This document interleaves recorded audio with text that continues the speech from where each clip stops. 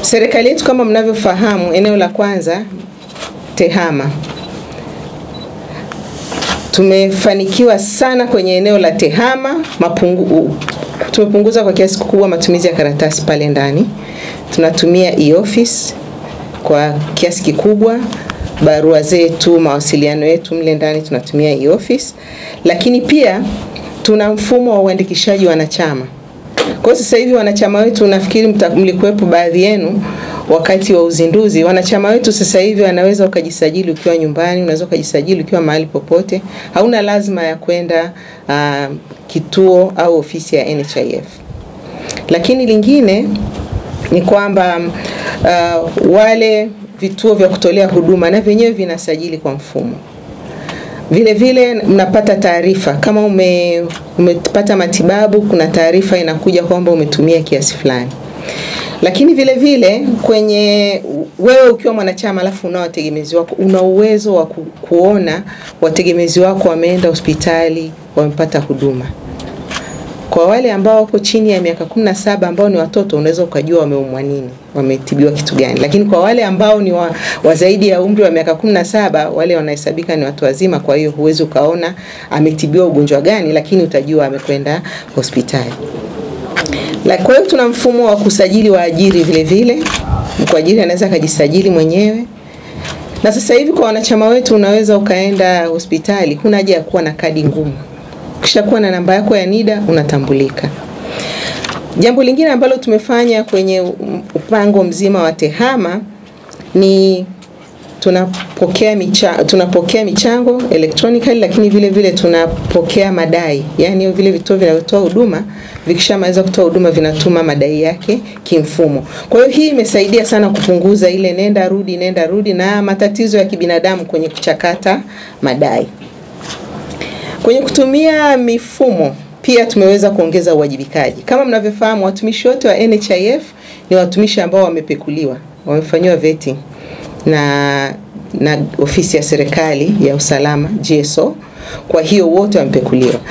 Baada ya hapo tuna mfumo wa kuingia ofisini ambao asubuhi nikifika tuna mikoa 32 tuseme, au vituo 32 badala ile mikoa yetu ya kawaida.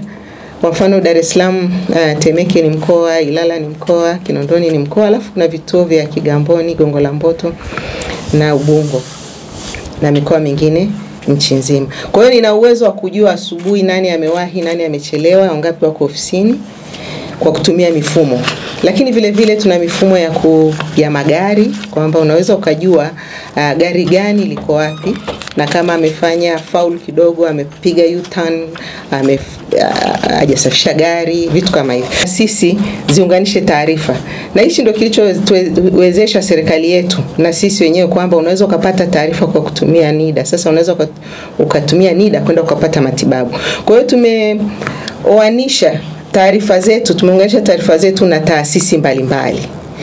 Tumeunganisha na NIDA, tumeunganisha na RITA, workers compensation kwa fidia wafanyakazi, pia na wenyewe tumeunganisha nao. Kumbuka kwamba kuna wafanyakazi wengine ambao wanaweza akaumia, lakini cha kwanza katibiwa na NHIF kabla hajaenda kulipwa fidia. Lakini vile vile tuna mdhibiti au msimamizi wa sekta TIRA. Tumeunganisha na BRELA, TRA, tumeunganisha na taasisi za elimu, NECTA, NACTIVATE. Tumeunganisha taarifa zetu na zile za wizara yetu ya afya, wizara ya fedha, utumishi. Kwa hiyo hii yote inatusaidia sasa kuondoa duplication, lakini vile vile kuleta mafanikio ya pale kupata taarifa na kuweza kutoa huduma kwa wepesi na uharaka mkubwa. Mfumo wetu sasa unaitwa CMIS ambao unachakata na umewekwa ni kama a kind of akili mnemba, kwa sababu ile dai likifika inaweza ikaonyesha kwamba huyu amefanywa cesarean section mwanaume hawezi kufanywa cesarean. Kwa hiyo inaweka pembeni. Unaona? Huyu labda ana malaria ameandikiwa antibiotic itakataa tu. Kwa hiyo sasa mfumo ule unasaidia kuchakata ile madai na kuondoa viashiria vyote vya udanganyifu. Nafikiri hapo nyuma mlikuwa kusikia kwamba kuna aina nyingi sana za udanganyifu zinafanyika kwenye bima ya afya, na sio bima ya afya Tanzania tu, nchi nyingi wanakabiliana na tatizo hilo. Kwa hiyo udanganyifu umeondoleka kwa kiwango kikubwa sana kwenye mfumo, kwa sababu mfumo utadetect. Lakini baada ya hapo sasa inapofika kwa madaktari wetu, na wenyewe wana uwezo wa kuweza pia kupitia kwa haraka. Kwa hiyo wakati ambapo daktari mmoja wa mfuko alikuwa anachakata kabla ya awamu ya 6, daktari mmoja alikuwa anachakata folio 800 kwa siku physically. Lakini sasa hivi ana uwezo within dakika 45 kuchakata folio 1000.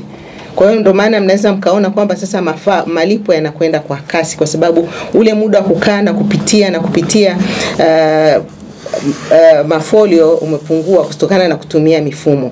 Kwa kipindi hiki cha awamu ya 6 tumeweza kusajili wanachama 2,200,000, na kwa kipindi cha miezi 6 tu ya kuanzia Julai mpaka Disemba tumesajili wanachama 284,543, na tumeweza kuongeza ukusanyaji wa michango imeongezeka. Kwa kipindi hiki tumekusanya trilioni 2.3 kwa kipindi chote hiki ambacho tumekusanya, na kati ya hizo 92% ni michango ya wanachama, na 7% ni pato la uwekezaji, na 1% ni mapato ya vyanzo vingine. Kwa hiyo tumeweza kufanikiwa kutokana na juhudi za serikali ya awamu ya 6. Zamani ilikuwa kufanyiwa CT scan, MRI, wengine ilikuwa ni mpaka uende nje ya nchi. Sasa hivi vipimo hivyo vinafanyikia hapa Tanzania. Na sisi kama mfuko wa bima ya afya pia tumetambua. Kwa hiyo ndio maana mtaona vifurushi vyetu vimebadilika. Vifurushi vyetu sasa hivi vinatambua hizo huduma muhimu na huduma bobezi ambazo wanachama wetu wanahitaji kuzipata. Serikali kwa kipindi cha miaka hii 4 imelipa zaidi ya trilioni 2.29 kwa vituo vyote hivyo. Kwa hiyo ukigawanya kwa zile percent mtaweza kuona jinsi ambavyo vituo vyetu na sekta ilivyofanikiwa. Na nyinyi ni mashahidi, vile vituo vyote ambavyo vinatumia bima ya afya ya NHIF vimeongeza ubora wa huduma, lakini vingine vimepanua huduma, kuongeza vyumba, wengine wameongeza vituo vya upimaji na kadhalika, kutokana na ile pato ambalo linatoka kutoka NHIF. Kuna wanachama wetu ni wastaafu ambao wao hawachangii kisha staafu, na malipo yao yamekuwa kiongezeka. Mpaka mwaka jana tumelipa bilioni 91 vituo vinavyowahudumia. Na ukiangalia wazee wetu hawa, frequency imeongezeka kutoka average ya mara 3 kwa mwaka, sasa hivi wanaenda mara 7 kwa mwaka. Kwa hiyo ni eneo ambalo pia mfuko umeendelea kuboresha. Magonjwa ya kuambukiza yameongezeka sana. Tunavyoendelea kwenda ni kwamba sasa hivi madai yetu 60% ya malipo yote ya tiba zinazotolewa, 60% inaenda kwa NCDs, kwa non-communicable diseases. Na wengi zamani tulizoea kwamba wanaopata ni wazee. Kwa hiyo ukiangalia sasa hivi na vijana wanapata, kwa sababu kama wazee tumewalipa bilioni 91 na NCDs tumelipa bilioni 371, na maana kuna vijana. Kwa hiyo ni eneo ambalo tunahitaji sana kutoa elimu, kuhamasisha wananchi wetu waweze kufanya mazoezi, kula vizuri na kuepukana na pambana na magonjwa yasiyoambukiza. Katika awamu ya 6 miaka hii 4 tumefanikisha sana kwenye maeneo ya udanganyifu, kupunguza maeneo ya udanganyifu, ambapo mfuko umeokoa zaidi ya bilioni 22 kwa kipindi hiki. Na tumefanya chunguzi 259, na hizo ni chunguzi kwenye vituo vya afya na kadhalika, lakini zaidi ya kadi 13,000 za wanachama zimefungiwa. Nafikiri mnafahamu hapo katikati kulikuwa kuna wanachama wanatumia kadi moja, anamwazima mwenzake, na hata mlipokuwa mnasikia mwanafunzi wa chuo ana multiple pregnancy, sio kwamba ni yeye alikuwa mjamzito, alikuwa anatoa kadi yake mtungia aenda kujifungua naye. Kwa hiyo sasa hiyo baada ya kufanya uchunguzi kadi nyingi zikawa zimesimamishwa, na maana hiyo ni kwamba kwa ajili ya kwanza kuwaleta wanachama waweze kuwa na wenyewe waadilifu. Lakini sasa kwa kutumia mifumo imekuwa rahisi, kwa sababu kwenye kutumia mifumo sasa tunakwenda kutumia biometric na ambayo tunaweza tukatumia kidole au facial kwa wale ambao hawawezi kutumia kidole. Kwa hiyo imesaidia kupunguza, lakini pia watumishi 36 wa afya wameripotiwa kwenye bodi zao ambao wamehusika na mambo ya udanganyifu, lakini as NHIF na sisi tumechukua hatua pale ndani. Watumishi wetu kama nilivyosema wamekuwa vetted, lakini wale watumishi ambao wameonekana kuhusika kwa namna moja au nyingine kwenye masuala ya udanganyifu wamechukuliwa hatua kwa mujibu wa sheria za utumishi wa umma. Lakini vituo 11 vilifungiwa kutokana na udanganyifu. Kwa hiyo kituo, sisi tukikuta kituo kimefanya udanganyifu, kile kituo kinafungiwa. Na hili tunajitahidi kufanya kwa umakini mkubwa kwa sababu serikali inaongeza juhudi zake kuongeza vituo vya afya. Kwa hiyo sasa hivi tunajikita zaidi, kama ni hospitali kitengo labda cha meno kimefanya udanganyifu, then kitengo cha meno kinafungiwa, sio hospitali nzima, ili walau kuweza kuhakikisha kwamba wanafuata mifumo iliyowekwa ili wasifanye pia udanganyifu. Kwa serikali ya awamu ya 6 kwenye utekelezaji wake baada ya kufanya na hizo control zote, mfuko umeondoka kwenye nakisi au deficit ya zaidi ya bilioni 120 na sasa mfuko una surplus. Paka Disemba mfuko ulikuwa na surplus ya bilioni 95. Kwa hiyo unaona kwamba sasa baada ya kupunguza ile mianya, na utaona malipo kwenda kwa vituo vya afya yameongezeka, lakini huku bado umeweza kuzalisha surplus. Ni kutokana na kukabiliana na udanganyifu, watumishi wa NHIF kujituma zaidi, wanatumishi wa NHIF pale ndani kubana matumizi tumebana kwa kiwango kikubwa sana, ili kujitahidi sasa kuweza kurudisha zile pesa zinazopatikana ziende kutoa huduma kwa wanachama. Lakini mfuko pia ulitetereka. Kuna wakati mfuko ulikuwa na funding level au uwezo wa kujiendesha kwa kipindi cha miezi 6 tu. Ina maana kwamba ukishakuwa mfuko unatakiwa kujiendesha kwa kipindi cha miezi 6, ina maana mfuko usipopata michango hauwezi kulipa madai. Lakini hivi tunavyoongea sasa hivi mfuko afya yake imeboreka, una uwezo wa kusurvive kwa mwaka mmoja na miezi 2 up to December. Kwa hiyo tuna lengo letu tufike kuanzia miaka 2, kwa sababu ni mfuko sio wa pensheni, ni mfuko wa bima ya afya, walau miaka 2 ndio best international standards inavyotutaka. Lakini kabla ya hapo pia mfuko ulikuwa una uwiano wa madai na wanaita medical loss ratio kwa Kiswahili, ni kiwango ambacho kwa mfano umechangia shilingi 100. Kanuni za kimataifa zinatutaka at least utumie shilingi 70 kulipa madai. Lakini kabla ya hapo ilikuwa unachangia shilingi 100, unatumia shilingi 122. Kwa hiyo medical loss ratio ilikuwa ni 122%. Lakini sasa hivi mpaka Disemba tuko 71%. Kwa hiyo tumebakiza kama 1% tu ili tuweze kuwa up to standard. Lakini vile vile kwenye ushirikishwaji wa sekta binafsi kwenye investment za NHIF tunaruhusiwa kukopesha vituo vya afya. Tunaruhusiwa kuwakopesha vifaa tiba, tunaruhusiwa kuwakopesha miundombinu, kama anataka kukarabati jengo, anataka kufanya maboresho kwenye kituo, tunaruhusiwa kuwatolea kuwapa mikopo, na mikopo yake riba yake ni riba nafuu. Na sehemu kubwa pia ya wanaopokea mikopo hiyo ni pamoja na sekta binafsi, vituo vya serikali, lakini pia na sekta binafsi. Kwa hiyo utaona kati ya vituo vikubwa ambavyo tunasema ni vituo vikubwa ambavyo tunavilipa madai, vituo vikubwa viko 25, lakini 14 kati ya hivyo ni vituo binafsi. Kwa hiyo ni kuonyesha kwamba tuna maeneo mazuri na tuna endelea vizuri na kuwashirikiana na sekta binafsi. So far tumeshatoa kwa vituo 94. Katika mikopo ambayo tumetoa, vituo 94 ndio ambavyo tumeshavitoa. Tumeshaviwapa mikopo, na mikopo ya shilingi bilioni 19.6 ndio imekwenda kwenye.